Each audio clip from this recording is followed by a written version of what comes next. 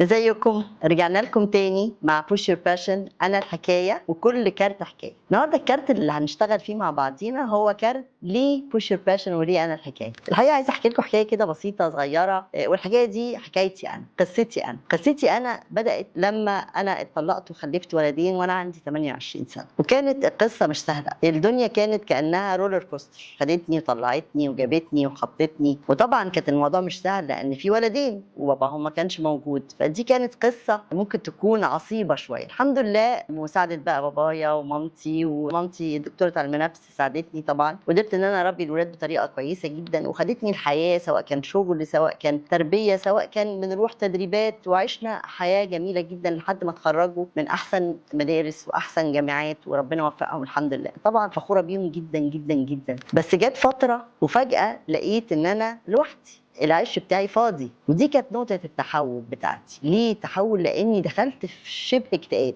والاكتئاب ده كان لان فين الحياة اللي انا كنت عايشاها، فين الاهتمام اللي انا كنت مدياه لهم، فبقى العملية مش سهلة. فقررت ان انا اعمل حاجه تانية خالص، ان انا احاول اعالج نفسي. رحت الكوتش، ومن هنا حبيت موضوع الكوتشنج جدا جدا، وهي كانت ست هولنديه ساعدتني جدا، قعدنا 6 شهور، وبصراحه ساعدتني في حاجات كتيره جدا. ان انا اولا عملت الدكتوراه بتاعتي في علم النفس عن تغيير الانماط وعلم نفس البني ادمين الفرد يعني، واخدت شهادات كتيره جدا تخليني ابقى مؤهله للكوتشنج او الارشاد النفسي والصحه النفسيه والاسره الايجابيه برضو، ومع شويه تولز كتيره جدا عشان اقدر مش بس اساعد نفسي ولكن عشان اساعد الاخرين. دي نقطه مهمه قوي. انا بس ببقى سعيده وانا بقدر ان انا اطلع ناس من محنتهم اللي انا نفسي كنت عايشه فيها، وعشان كده عملت بوش يور باشن. ادفع بشغفك، لان الشغف هنا مهم قوي، انك تبقى شغوف على حاجه، دي حاجه مهمه جدا، ويكون عندك هدف هيطلع احسن ما عندك. شغف مع هدف